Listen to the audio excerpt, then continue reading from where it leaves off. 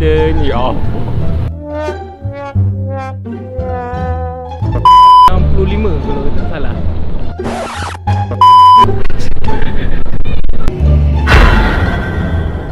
So, I nak ice tea 55 kan?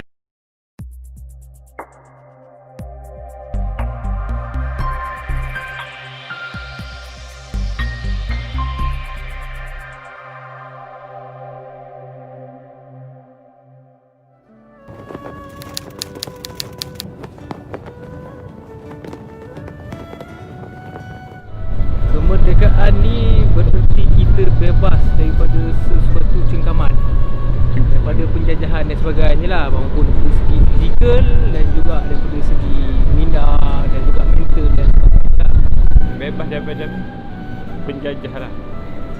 Kebebasan, bebas daripada naungan. Kebebasan lah. Sebelum ni kita dijajah, ditindas, dan sekarang ni kita dah bebas. Kita boleh melaksanakan agama kita semua dengan aman, tenang dan harmoni. Kehidupan senang layak kita.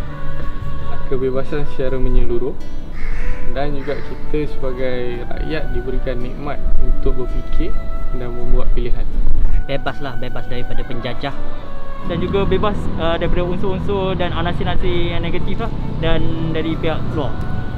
But it also means bebas dari segi pemikiran kita, bebas from other aspects lah, macam ekonomi atau sosial. Kebebasan daripada penjajah luar. Tetapi adakah kebebasan daripada penjajah luar itu digantikan dengan penjajahan oleh kita sendiri kepada kita? Sememangnya manusia semua perlu pada kebebasan untuk hidup. Kebebasan untuk mencari nafkah berdasarkan bakat dan kemahiran rakyat.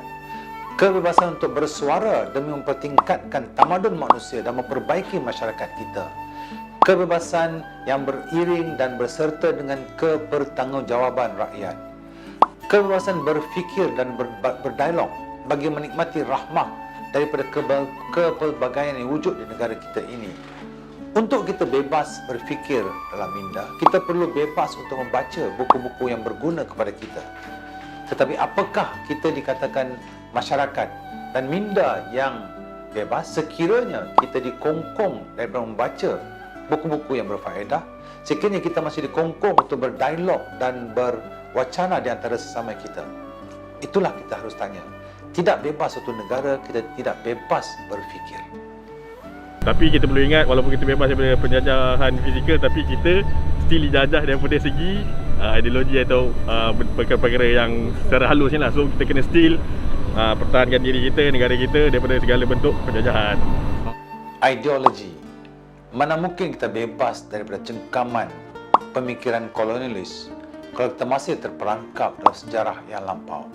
Sejarah yang menengahkan kepelbagaian etnik dan agama sebagai musibah dan faktor perpecahan, daripada menyedari bahawa ia sebenarnya adalah rahmah Maha Pencipta untuk kita memahami dan hidup di dunia yang global dan kosmopolitan ini. Sebenarnya kita harus sedari bahawa Malaysia dengan kepelbagaian etnik dan agama menyediakan kita untuk menghadapi dunia yang global yang memang kosmopolitan dan pelbagai.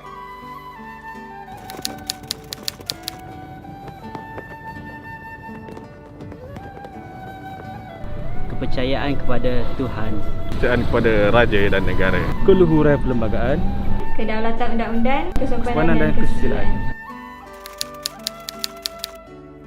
4 cik. 4 Jauh gemilang ada 4 warna. Merah, putih, kuning dan biru.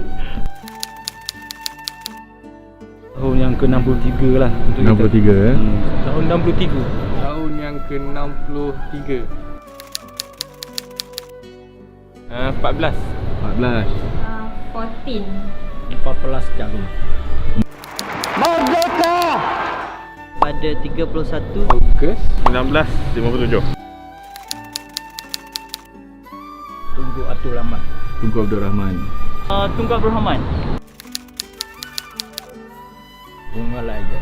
Bunga Raya. Ialah bunga raya. Hibiscus. Bunga Raya. Malaysia prihatin.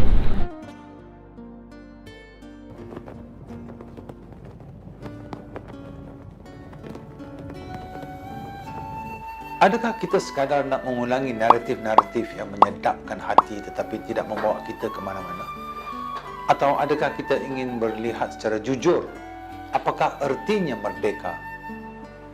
Pada saya, kemerdekaan adalah satu proses untuk memartabatkan maruah setiap rakyat. Yang miskin, yang kaya dan sebagainya. Tanpa mengira keturunan, tanpa mengira agama, maruah rakyat dapat ditingkatkan dengan melayan rakyat sebagai seorang dewasa.